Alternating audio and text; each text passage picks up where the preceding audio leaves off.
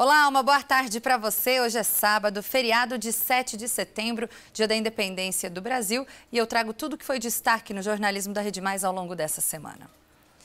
Eu começo com um caso de latrocínio que chocou a cidade de Campos Gerais, no sul de Minas. Um idoso de 67 anos foi morto por dois homens que queriam o dinheiro da aposentadoria da vítima. Cláudio Paulo Silva, de 67 anos, foi morto com requintes de crueldade dentro da própria casa. Os suspeitos são Leandro Pereira de Souza, de 28 anos, e Rodolfo Ribeiro Máximo, de 30.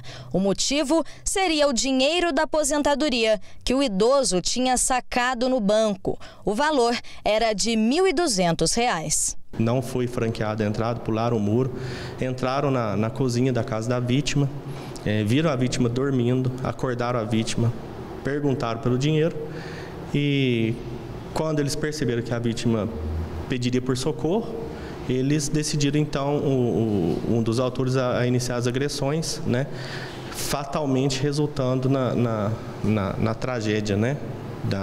Resultando na morte do senhor Cláudio. Segundo a Polícia Civil, os suspeitos não são da cidade. Um é de Pedra Azul, no norte de Minas, e o outro é de Três Pontas, no sul do estado. Ambos teriam ido morar em Campos Gerais por causa da oferta na lavoura de café. Os dois homens e a vítima teriam se conhecido em um bar. A polícia apurou ainda que os dois sabiam o dia que o aposentado recebia o dinheiro da aposentadoria e decidiram agir. A vítima era entregue ao vício de álcool, né? Contumaz, né? Contumaz frequentador de bares na cidade e também aposentado. E que na data de ontem ele havia recebido a aposentadoria. Diante disso, os investigadores, então, passaram a perquerir algumas testemunhas daquele bairro e, somado algumas outras informações, chegaram, então, à autoria do crime, dando conta que dois indivíduos, né, ali da vizinhança, também do ciclo de amizade da própria vítima, teriam praticado o latrocínio. Ainda segundo a polícia, o caso foi desvendado apenas 2 horas depois do crime. A equipe de investigadores já saiu na busca dos autores, já com a identificação exata deles e conduziram para a delegacia dando voz de prisão em flagrante. Os dois suspeitos teriam confessado. Eles decidiram por confessar, principalmente o autor que desferiu os golpes na vítima se mostrou arrependido, né? Falou que o que já tinha acontecido mesmo e achou melhor por confessar o crime. O outro mencionou apenas um auxílio ali, uma ajuda, né? Não disse que agrediu, auxiliou nas agressões, mas também que queria entrar na casa por conta do dinheiro. O idoso morava sozinho. Ele teve ferimentos pelo rosto, braços e peito. A causa da morte seria por asfixia. Acreditamos que com emprego de mãos, né, de uma das mãos, o próprio autor confessou que ele ficou por volta de 30 segundos com força, segundo ele mesmo, pressionando a garganta da vítima de forma que obstruísse a passagem de ares pelas vias aéreas, resultando então ali na morte por asfixia. Os dois suspeitos estão no presídio de Campos Gerais e vão responder por latrocínio. Os pequenos detalhes, se há outros crimes em torno disso, será apurado durante o transcorrer do inquérito policial que ainda não foi finalizado. E uma criança de 7 anos morreu após ser picada por um escorpião. Esse caso aconteceu na zona rural de Poço Fundo, no sul de Minas. O menino chegou a ficar internado em Alfenas, mas morreu dias depois. Após 5 dias internado na UTI, Lucas Gustavo Souza Pérez, de 7 anos, não resistiu. Pior notícia da minha vida. Porque neto é filho, né? Porque ele era muito agarrado com nós também aqui. Lucas morreu depois de ser picado por um escorpião em Poço Fundo, no sul de Minas. O avô conta que o menino estava na casa dele quando o animal peçonhento teria entrado dentro do tênis da criança. Estava sentado no sofá comigo ali, o tênis dele, pôs dentro do tapete, no sofá. Aí nós ficamos ali juntos ali. Depois meu filho veio de machado e passou a pegar ele. Aí cartou o sapatinho e falou assim, não vou cartar o tênis não, vou pôr meio chinelo só. Ele cortou na metade do tênis. Meu filho pegou ele, pôs no carro e foi embora. Os pais de Lucas estavam muito abalados e não quiseram gravar a entrevista. Mas o pai do menino contou que eles tinham acabado de chegar na roça onde eles moram quando Lucas tirou o tênis. O menino gritou e disse para a mãe que uma formiguinha teria picado o pé dele. Assim que a mãe se aproximou, viu o escorpião no tênis do filho. O socorro, segundo o pai, foi rápido. Ele contou que levou cerca de 10 minutos para chegar até o hospital de Poço Fundo com o filho. Mas no pronto-socorro não tinha o soro anti-escorpiônico. Segundo o pai, o filho só foi transferido para o Hospital Alzira Velano em Alfenas quase 2 horas depois. Segundo o secretário de Saúde de Poço Fundo, o motivo da unidade não ter o soro é essa determinação do Ministério da Saúde. O texto afirma que há escassez no medicamento e a necessidade da distribuição dos soros em pontos estratégicos, com maior incidência de acidentes com animais peçonhentos. Os soros, eles são centralizados em alguns pontos estratégicos e no caso nosso aqui é Alfenas. Então o soro, ele fica em Alfenas. Quando a gente tem um caso, a gente tem que estar levando o paciente para Alfenas. Rosiel afirma que foram seguidos todos os protocolos e que a criança só não teria sido transferida imediatamente por conta do estado de saúde dela. Mas a orientação é estabilizar o paciente primeiro. Então isso que foi feito, né? O paciente deu entrada muito grave, ele foi medicado, foi estabilizado e no momento que estava sendo medicado e estabilizado também já estava sendo feito contato, né, com o hospital de referência e o hospital de referência já aceitou e assim que ele estava em condições de ser transferido, ele foi transferido, né, na UTI móvel para Alfenas. A morte de Lucas abalou parentes e amigos da família. Poço Fundo tinha que ter medicamento para combater os bichos, porque olha, criança de 7 anos perder a vida mais de um escorpião, né? Muito difícil, né? Já Maria, que era vizinha do menino, não conteve as lágrimas. Todo dia ia para a escola, gritava, era sem palavras. É muito, desde que nasceu, era junto da gente. A morte de Lucas deixou os moradores de Poço Fundo ainda mais preocupados. Segundo eles, há escorpiões por toda a cidade. E é muito escorpião. Tipo assim, 2, 3 por semana aparece na minha casa, sabe?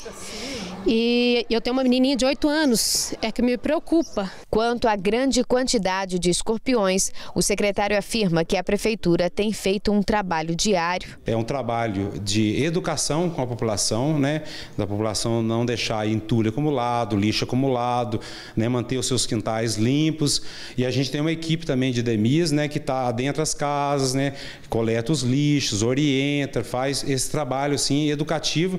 E tem a área de fiscalização da prefeitura também, que faz a notificação, né, dos proprietários, né, dos imóveis, né, e se o proprietário não fizer a limpeza, ele é multado e aí a prefeitura faz a limpeza. Então, esse trabalho é contínuo. Em Leopoldina, na Zona da Mata, uma adolescente de 17 anos morreu depois de levar um tiro. Segundo a polícia, ela e o namorado participavam de uma roleta russa. Segundo o boletim de ocorrência, foram os vizinhos que ouviram o barulho de tiro e chamaram a polícia. A vítima era a namorada do suspeito. O caso foi no bairro Três Cruzes. Williana Aparecida Pereira Braga, de 17 anos, levou um tiro no peito. Quando os policiais chegaram ao local, o menor tentava fugir. O adolescente de 16 anos estava com um revólver calibre 38 escondido na cueca. Para os policiais, ele alegou que brincava de roleta russa com a namorada quando a arma disparou contra o peito da jovem. Ele ainda contou que conseguiu a arma em Muriaé. Após buscas na casa do suspeito, a polícia ainda apreendeu 2 réplicas de pistola, além de munição. Williana chegou a ser socorrida pelo SAMU e foi levada para o hospital, mas morreu horas depois. Testemunhas contaram aos policiais que a jovem estava grávida de 3 meses, mas a polícia não confirmou essa informação. O suspeito ainda contou aos policiais que a arma seria usada para matar um rapaz conhecido como Noquinha, com quem ele tem uma rixa. Ele foi apreendido e levado para a Casa de Caridade Leopoldinense, onde passou por exame médico. Depois, o adolescente foi levado para a delegacia, onde ficou à disposição da justiça. Que caso mais absurdo, né? Bom, e olha só essa história que aconteceu em Várzea da Palma, no norte de Minas. Uma mulher é suspeita de tentar trocar o filho recém-nascido por um barracão. O repórter Rafael Bicalho tem mais detalhes. De acordo com o boletim de ocorrência, Cíntia Alves dos Santos Rosa, de 30 anos, deu entrada em um hospital particular no último sábado, em trabalho de parto. O bebê, que é um menino, teve complicações e foi transferido para o pronto atendimento público. No local, a mãe teria se apresentado como Everluce Alves Lopes, de 46 anos. Os funcionários desconfiaram da documentação e chamaram a polícia. Quando chegaram no pronto atendimento, os militares tiveram uma conversa com a mulher, que acabou confessando que se chamava Cíntia. Ela também teria dito que usou a documentação de Everluce porque daria o bebê a ela. O conselho tutelar foi chamado e teria informado à polícia que havia recebido uma denúncia de que Cíntia entregaria o bebê a Everluce em troca de um imóvel no bairro Princesa, em Várzea da Palma. Everluce foi encontrada e teria confirmado a negociação. As duas mulheres foram levadas para a delegacia e autuadas em flagrante pelo crime de falsidade ideológica. Segundo a polícia, depois de serem ouvidas, elas foram encaminhadas ao presídio da cidade. As duas seriam do estado de São Paulo. E uma mulher foi agredida com golpes de tijolo em Varginha. Segundo a Polícia Militar, um homem que ainda não foi identificado chamou na casa da vítima, pediu um copo d'água e começou as agressões.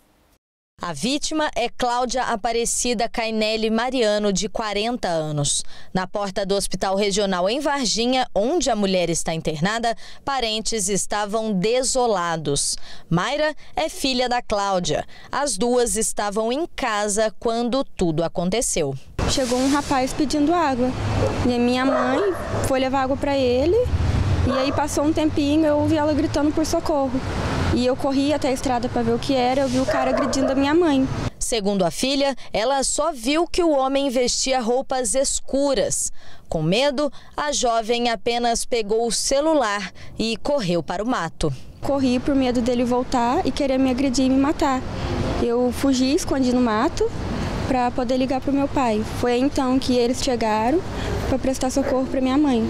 Já a mãe da vítima ainda tenta entender o que aconteceu. Segundo ela, a filha é uma boa pessoa. Eu acho que ela não merecia passar por isso que ela está passando. Porque é uma pessoa legal e ela não desfaz de ninguém. Todo mundo que vai precisar dela, ela está ali ausente para a pessoa que precisa dela, não pensa em maldade.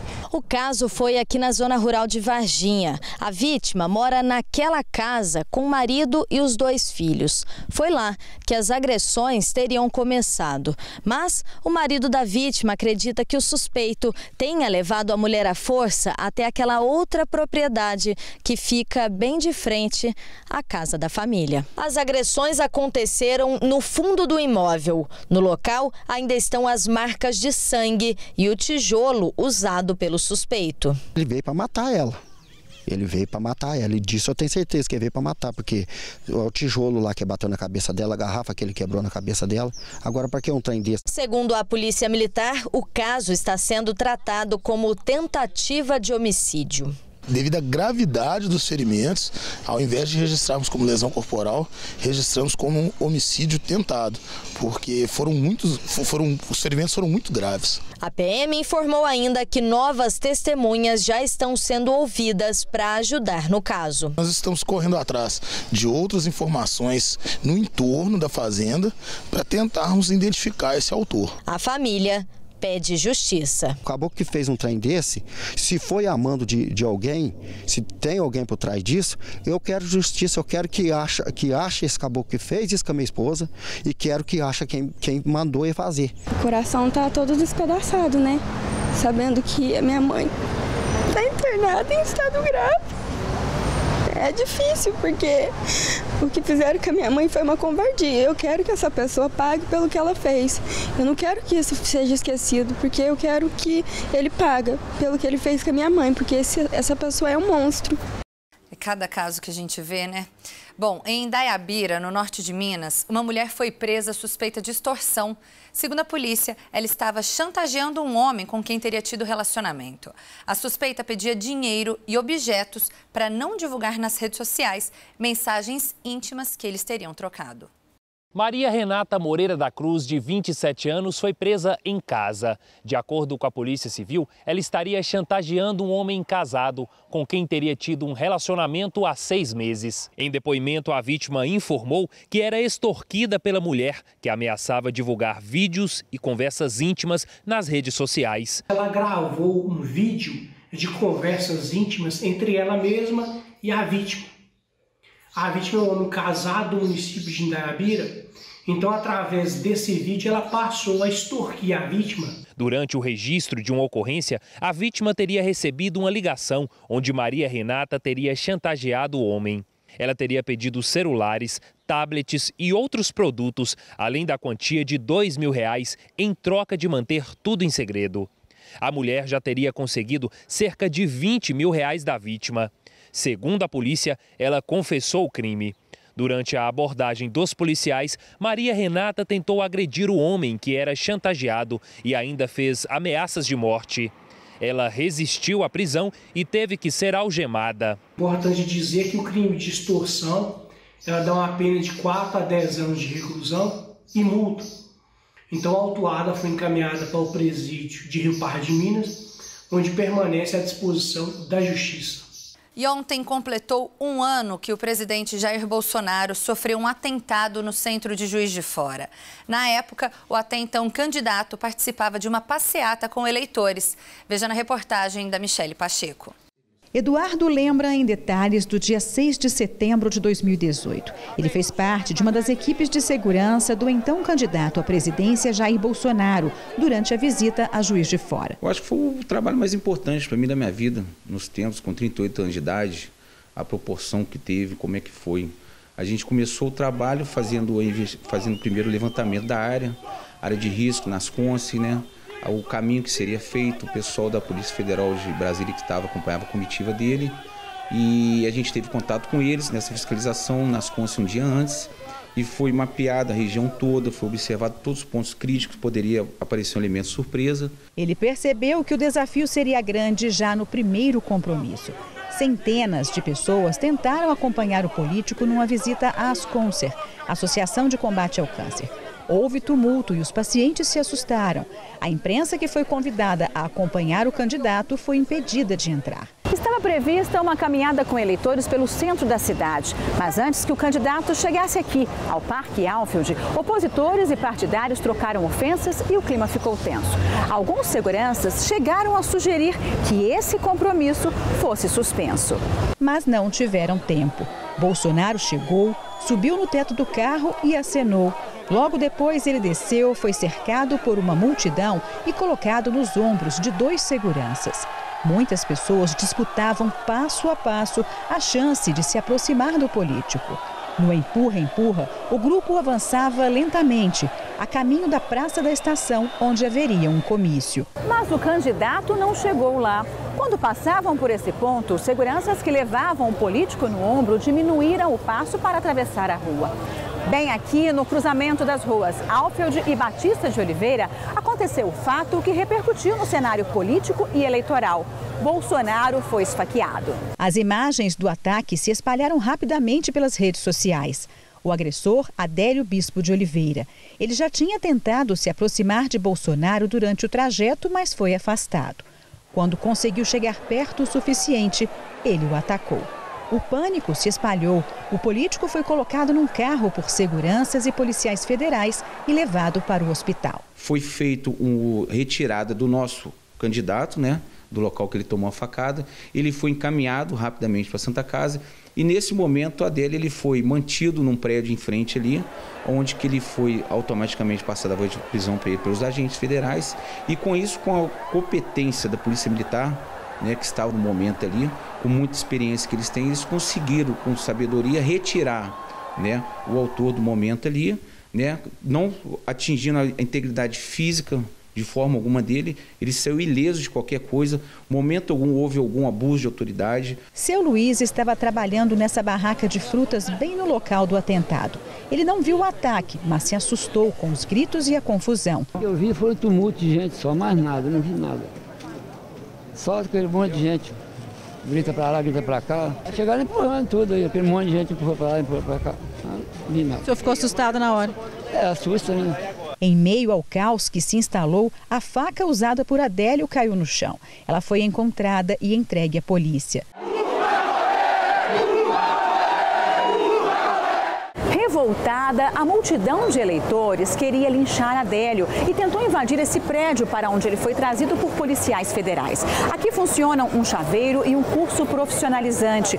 Muitas pessoas estavam lá dentro e o portão foi fechado para garantir a segurança delas. Equipes da Polícia Militar que acompanhavam a movimentação em ruas próximas foram para o local.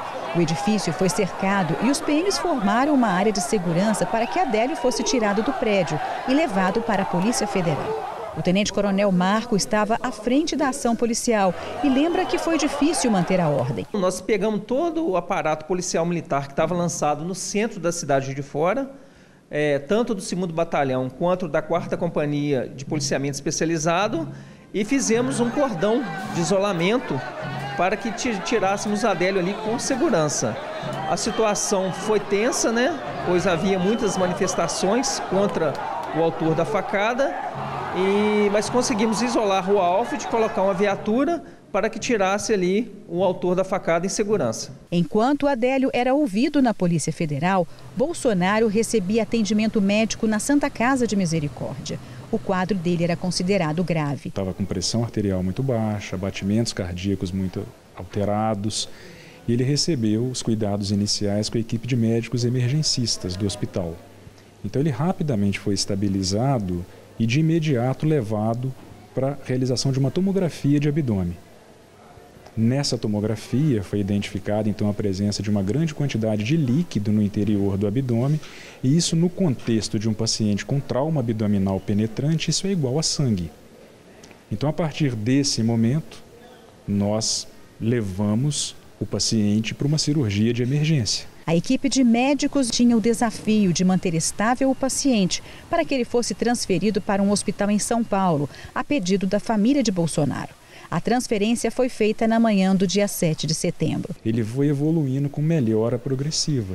Então ele recobrou o nível de consciência, o aparelho utilizado para respiração durante o procedimento de anestesia geral foi retirado e progressivamente nós conseguimos ir abaixando as doses do remédio que mantinha ainda a pressão estável. Então ele foi recobrando a consciência, recebeu a visita dos seus familiares e passou uma noite evoluindo com um processo de melhora gradual. Na sexta-feira de manhã, então nós fizemos ali uma junta médica com a equipe do Albert Einstein, e aí, dada a estabilidade, então ele respirava sem ajuda de aparelhos, já estava com pressão arterial e batimentos cardíacos normalizados, sem necessitar de medicações para isso. Então nós o consideramos apto a ser transferido um transporte aeromédico para São Paulo. Também no dia 7 de setembro, Adélio passou o dia prestando depoimentos. No dia seguinte, ele foi transferido para um presídio de segurança máxima em Campo Grande, no Mato Grosso do Sul. Os advogados entraram na justiça com um pedido de investigação de incidente de insanidade mental. Os exames médicos revelaram que Adélio sofre de transtornos psiquiátricos e que o acusado foi considerado inimputável. Eleito presidente, Bolsonaro não recorreu da decisão judicial que considerou Adélio inimputável. Ele não será punido criminalmente pelo que fez. Ainda quando era candidato à presidência da República, Bolsonaro prometeu R$2 milhões de verba de emenda parlamentar, programada para 2019 para a Santa Casa de Misericórdia de Juiz de Fora. Segundo a assessoria do hospital, o dinheiro ainda não foi disponibilizado, mas eles acreditam que até dezembro desse ano a verba seja destinada à Santa Casa. Para os moradores de Juiz de Fora, o ataque nunca vai ser esquecido e a esquina virou ponto de destaque na cidade. Foi um caso inédito que nunca será esquecido mais em Juiz de Fora. A esquina ficou famosa. Muito famosa, De vez em quando, toda semana a gente dá informação aqui para o povo. porque eles vêm me perguntar, né? Se eu trabalho aqui, como é que foi, se eu viu, vi tudo, entendendo? Então foi um fato que na minha mente vai ficar até eu morrer. Toda hora tem gente, todo dia, assim, final de semana, vem gente perguntar. Já para a família de Adélio, a vida nunca mais foi a mesma. A cunhada dele conversou com o repórter Rafael Bicário. Ela preferiu não mostrar o rosto e disse que até hoje não acredita no que aconteceu. Ficamos muito assustados, sem saber o que fazer e sem acreditar, né? Mesmo que a gente estava vendo as imagens na televisão, mas estava sem acreditar. E até hoje a gente está no susto, tão empacado ainda, sem saber o que vai fazer. Em maio deste ano, Adélio enviou esta carta à família. No envelope, o endereço da penitenciária de Campo Grande. No texto, ele conta que quer ficar perto da família. Ele está falando que está tentando uma transferência para Montes Claros, para o presídio de Montes Claros. Mas eu tenho certeza que ele está falando assim porque ele quer ficar no meio da família, né? A cunhada de Adélio espera olhar nos olhos dele para tentar entender o que ele fez. A gente precisa de perguntar a ele, meu Deus, por que aconteceu isso, né? Estamos de volta com o Direto da Redação. Dados divulgados pelo Tesouro Nacional apontam que cada vez mais jovens estão investindo no Tesouro Direto.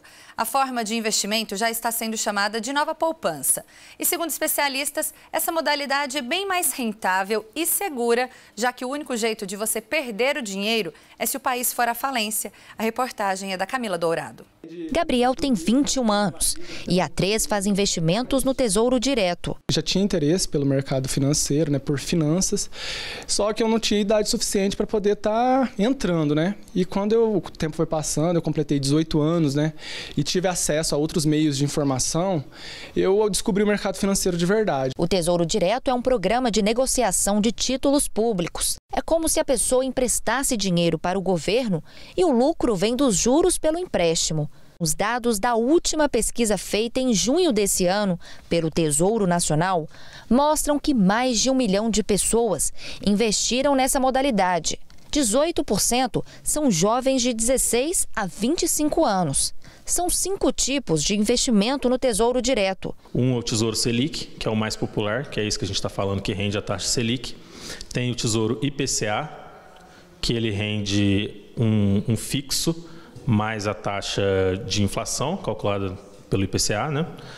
Tem outro que é a mesma coisa, porém ele paga cupom semestral, tá? Ele paga uma parte do rendimento semestralmente para você. O outro é o pré-fixado, que você acorda uma taxa de juros assim que você investe. Então você coloca hoje para resgate daqui 5 anos e ele vai te pagar 8%. Você sabe que você retirando no vencimento, você vai receber 8%, não importa a oscilação da taxa Selic. E tem também o pré-fixado com cupom, que você recebe ele do mesmo jeito, você combina, só que você recebe semestralmente uma parte do juro dele. Ainda segundo a pesquisa, a maior parte dos investidores tem entre 26 e 35 anos. Eles representam 37,6%. Leonardo tem 31 anos e se encaixa neste perfil. Antes ele guardava as reservas na poupança, mas desde o começo do ano ele percebeu que o rendimento não estava legal. Foi aí que decidiu aplicar no Tesouro Direto. De janeiro para cá, o valor aplicado já rendeu 17%. Esse é um rendimento para o futuro. Eu não penso mais em pegar esse dinheiro. O dinheiro que está lá vai ser para estar futuramente talvez na minha aposentadoria, mas principalmente talvez uma reserva de emergência. Assim como na poupança, o Tesouro Direto também é uma forma de guardar dinheiro. Nessas duas opções você aplica qualquer valor e ambos os investimentos são considerados de baixo risco. A vantagem do Tesouro Direto é a rentabilidade, que varia de acordo com a taxa Selic. A diferença entre o Tesouro Direto e a poupança é que na poupança você recebe 70% da taxa Selic e no Tesouro Direto você recebe 100% da taxa Selic. Além disso, a poupança você só recebe o rendimento se você ficar nela até o aniversário, que seria em torno de 30 dias. Na taxa Selic, no Tesouro Selic você recebe todo dia, tem liquidez diária. Segundo o assessor de investimentos, não precisa ser especialista para começar a investir. Basta procurar uma corretora, um banco ou até mesmo se informar pela internet. É obrigado a passagem por um desses canais. A pessoa física ela não pode entrar e negociar diretamente com o Tesouro Direto. É sempre por intermédio de algum intermediador financeiro. Esse economista faz um alerta sobre o tempo de resgate do dinheiro e também os custos da operação. A primeira desvantagem diz respeito à liquidez do dinheiro. Ou seja, você comprou um título, perfeito, é proprietário do título. Se você precisar daquele dinheiro para daqui 2 horas, você não tem. Você tem que vender esse título por intermédio de uma corretora, que é quem faz a intermediação financeira. Essa corretora tem o dia dela, o prazo de compensação dessa venda para poder depositar esse dinheiro na sua conta. Segunda desvantagem, eu diria que são os custos da corretagem. Porque toda a operação de compra e venda de títulos tem que ser feita através de uma corretora de valores. Cada ordem que você dá para a corretora comprar um título, ela te cobra uma taxa de corretagem. O economista acredita que mesmo com algumas desvantagens, o Tesouro Direto é um ótimo caminho para quem está começando a investir. Ele tem uma rentabilidade, vamos dizer, uma taxa de retorno superior à taxa da poupança, porque a poupança nós temos aí séries históricas que quase não cobrem a inflação do período. Então você simplesmente está deixando seu dinheiro parado e perdendo poder de compra, deixando o dinheiro na poupança. Ao investir em título público, você tem aí uma rentabilidade atrelada à taxa Selic, que é a taxa básica de juros da economia. Ou então você tem a opção dos títulos pré-fixados com cupom, que pagam cupons de juro a cada 6 meses e são atrelados ao IPCA, que é o índice oficial de inflação do governo. Então ele tem um rendimento X mais a variação do IPCA. Então ele tem rentabilidade real. Detentos da penitenciária de Juiz de Fora se formaram no curso de barbeiro. Essa iniciativa é uma parceria da Igreja Universal com as penitenciárias de todo o país. A intenção é dar oportunidade e uma vida digna aos recuperandos. Eles tiveram coragem e determinação para aproveitar uma oportunidade de mudar de vida. Dos 10 recuperandos que começaram o curso de barbeiro há 4 meses, 8 concluíram os estudos e se formaram. Alessandro cumpriu 10 anos de prisão por roubo e tráfico. Ele sai da penitenciária Ariosvaldo Campos Pires no fim do ano e está cheio de planos. A gente espera, com mais um diploma, a gente ter mais portas abertas, mais oportunidade, a gente conseguir se estabilizar financeiramente no nosso mercado de trabalho. Essa é a primeira turma de barbeiros a se formar aqui em Juiz de Fora pelo projeto UNP, Universal nos Presídios. O projeto é desenvolvido em parceria pela Igreja Universal com penitenciárias de todo o Brasil. O objetivo é oferecer oportunidades e apoio a quem quer deixar o sistema penitenciário e encontrar uma vida diferente, longe do crime. A gente crê na transformação e na mudança, quando o ser humano toma uma atitude e ele revê os seus conceitos, seus valores e quer uma nova vida. Porque a oportunidade é para todos, né? A gente vem aqui de segunda a segunda, nós estamos dentro dos presídios, aqui na Zona da Mata. E temos certeza que, como muitos foram transformados, hoje são pessoas de bem aí fora, empresários, pessoas que reconstruíram sua vida. Denilson foi o instrutor do curso e ficou surpreso com o desempenho dos alunos. O que me chamou a atenção foi a dedicação deles e o empenho, porque eles querem mudar. Essa atenção foi a parte que eles querem mudar. Você vê nisso neles uma gana de querer mudar. E isso é muito bom para que o projeto possa também continuar. O instrutor acredita que o ensino profissionalizante seja o caminho para abrir portas na sociedade para quem já cumpriu pena. Nós trouxemos esse curso de barbearia para eles aqui na Ariosvaldo Campos Pires, que é a penitenciária, com o intuito de beneficiar eles, mostrando para eles um caminho novo. E através desse curso de barbearia, a gente motiva eles para o mercado de trabalho, para uma oportunidade de emprego pós, né, a sua pena cumprida. Juliana está feliz com o resultado da parceria entre o curso profissionalizante dela e o projeto. Os diplomas têm validade em todo o Brasil. A vantagem para eles é que não vem identificado, né, que eles fizeram esse curso aqui dentro, então esse certificado, ele dá um respaldo para ele, para a nossa escola existir, realmente ser um certificado com credibilidade. Então quando eles saírem daqui, independente da cidade que eles são, esse certificado ele tem validade para eles e pode ser um recomeço. O diretor da penitenciária defende iniciativas que ajudem a criar oportunidades para os recuperandos. A gente oferece uma capacitação para que eles, querendo, possam se reinserir na sociedade quando receberem um alvará de soltura, né?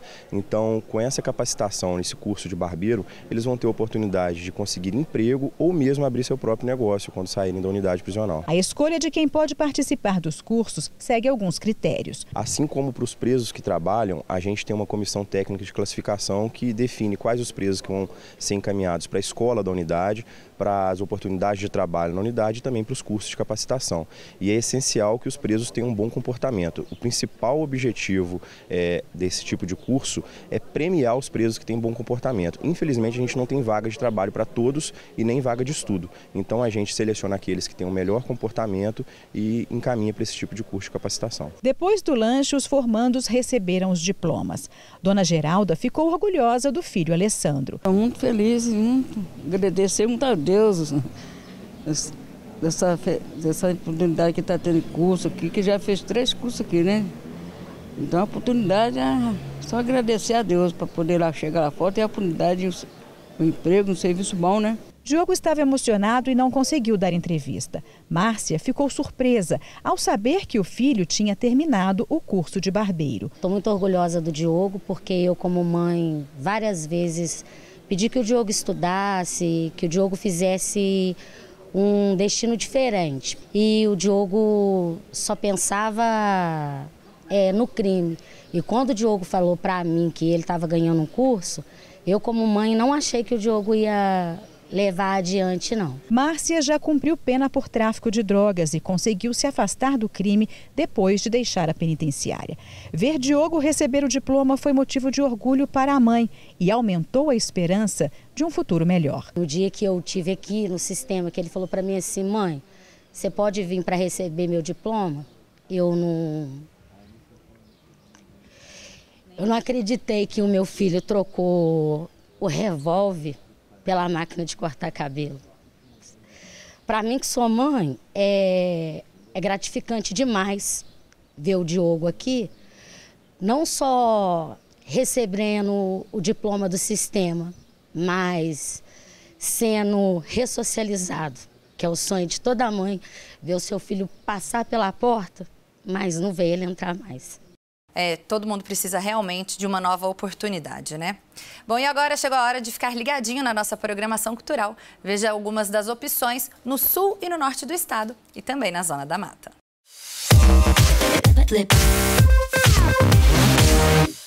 Na Zona da Mata, hoje em Juiz de Fora, tem show internacional no Experimental Container Bar. Jack J. Hudson traz canções autorais do blues americano. O show é a partir das 8 da noite.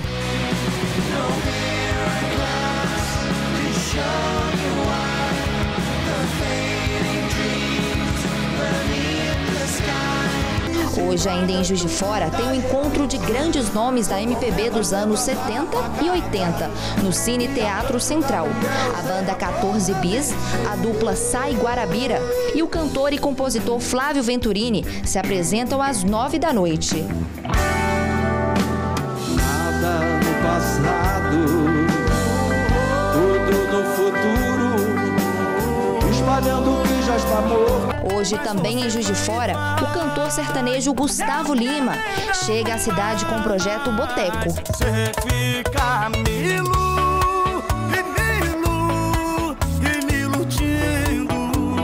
O show recebe convidados especiais como Felipe Araújo. Tem como ser um pouco menos linda, tem como eu ser o dono da minha vida, tem como não ser assim tão perfeita. Já tomou meu coração e tá subindo pra cabeça, ai, ai. E de DJ Morango. Os portões do Parque de Exposições abrem às 9 da noite. No sul de Minas, hoje em Três Pontas, tem a terceira edição do Uma Guma Classical Rock Festival, no Espaço Verde Eventos. Bandas vão interpretar grandes sucessos do rock. O evento já começou às 2 da tarde. Hoje, em São Sebastião da Bela Vista, tem o Baile da Rainha na abertura da Festa de Peão da cidade, no Parque de Exposições. Quem anima a galera é o cantor de axé Tomate. Vai, amor, me faz sentir tudo de novo. Tu me dá um beijo bem gostoso. Só teu sabor me satisfaz. E a dupla sertaneja Kleber e Cauã. Vai chorando aqui, só tem um violão. Cada recordação apaga com litrão. Sofrer assim até que é bom. A festa começa às 9 da noite. No norte de Minas, hoje em Montes Claros, tem a segunda edição do Bloquinho no Parque de Exposições da cidade. O grupo Os Bambas e convidados fazem a diversão dos foliões. A festa começa daqui a pouco, às 4 da tarde. Ainda amanhã em Montes Claros, tem Bailinho do Celeiro. A diversão fica por conta da dupla Frederico e Gabriel e o DJ Caio Moreira, a partir das 11 da noite. O Direto da Redação de hoje fica por aqui, mas a gente tem um encontro no próximo sábado. Tchau, tchau!